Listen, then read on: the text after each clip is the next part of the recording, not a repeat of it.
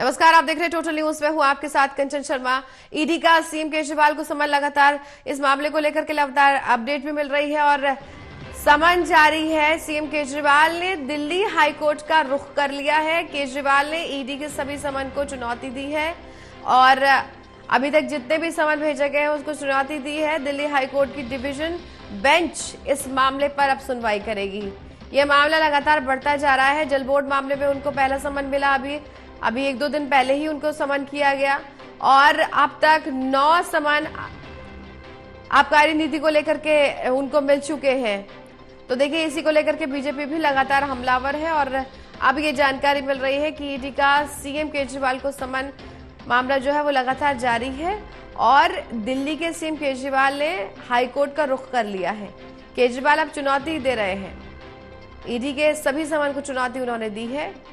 आम आदमी पार्टी में और बीजेपी में इसी को लेकर के लगातार बयानबाजी और भिड़ंत चल रही है। कल संबित पात्रा ने जब प्रेस कॉन्फ्रेंस की थी तो उन्होंने भी तमाम बातें सीएम केजरीवाल को घेरते हुए कही कि इतने समन किए जा चुके हैं। उससे पहले अध्यक्ष जो है वीरेंद्र सचदेवा, बीजेपी प्रदेश अध्यक्ष, वो भी बहुत कुछ कह चुके हैं और कह रहे हैं कि अब जो घोटाले किए हैं उनमें बचाव नहीं हो सकता है, बच नहीं सकते हैं। अगर घोटाला हुआ है तो आपको वहां सवालों का जवाब देने के लिए पहुंचना ही होगा।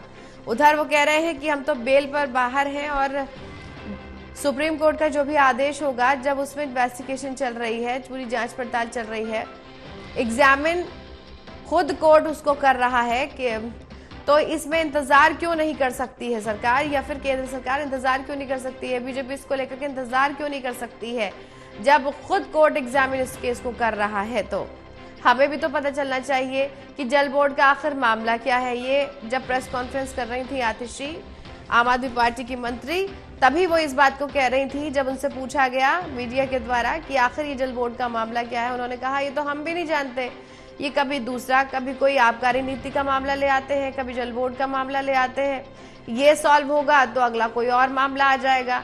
लगातार समन पे समन किए जा रहे हैं इस वजह से कि हम प्रचार न कर सके, हम काम न कर सके, लोगों के हित में काम न कर सके।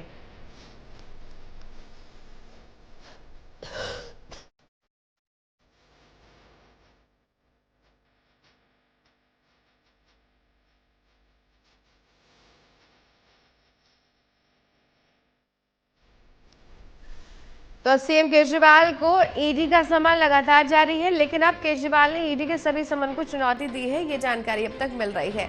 ये मामला लगातार गरमाया हुआ है। कल संबित पात्रा प्रेस कॉन्फ्रेंस कर रहे थे और उन्होंने कहा कि केजरीवाल के तमाम बहाने जो है वो सामने आ रहे हैं, वो तमाम बहाने दे रहे हैं लेकिन ईडी के सामने पेश नहीं हो रहे हैं। ये केजरीवाल को घेरते हुए संबित पात्रा ने कहा।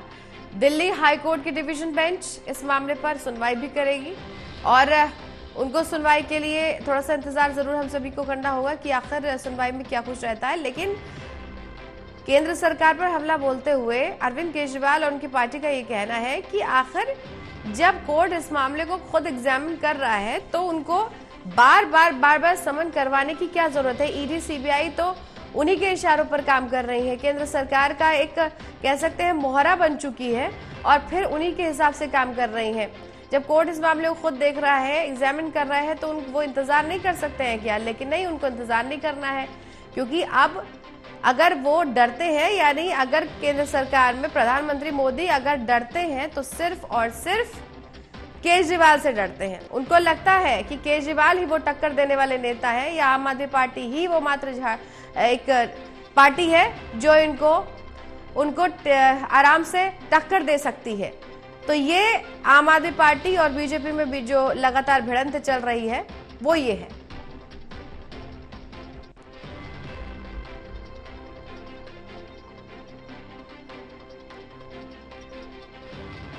अब इसी मामले को लेकर के लगातार जानकारी हम अब तक पहुंचाते रहेंगे। फिलहाल आपको बता दें कि मामला लगातार गरमाया हुआ है। ईडी समन लगातार भेज रही है और जिस दिन तारीखों के ऐलान हुए उसी दिन थोड़ी ही देर बाद आतिशी ने प्रेस कॉन्फ्रेंस की थी, उस दिन के बाद में, और ये कहा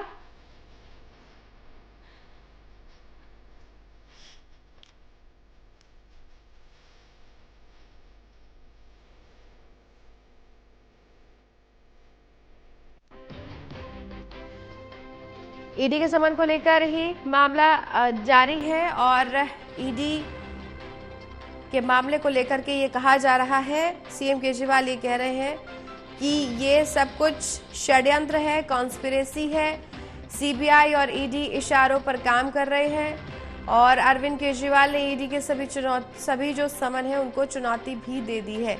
दिल्ली हाईकोर्ट की डिवीजन बेंच इस मामले पर अब सुनवाई करेगी।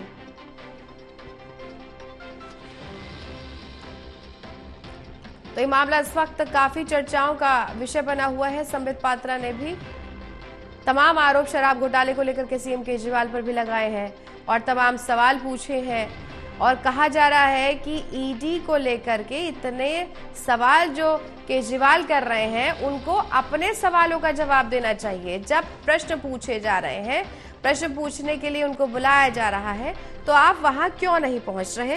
ये केजरीवाल को घेरते हुए संबित पात्रा ने कल प्रेस कॉन्फ्रेंस किया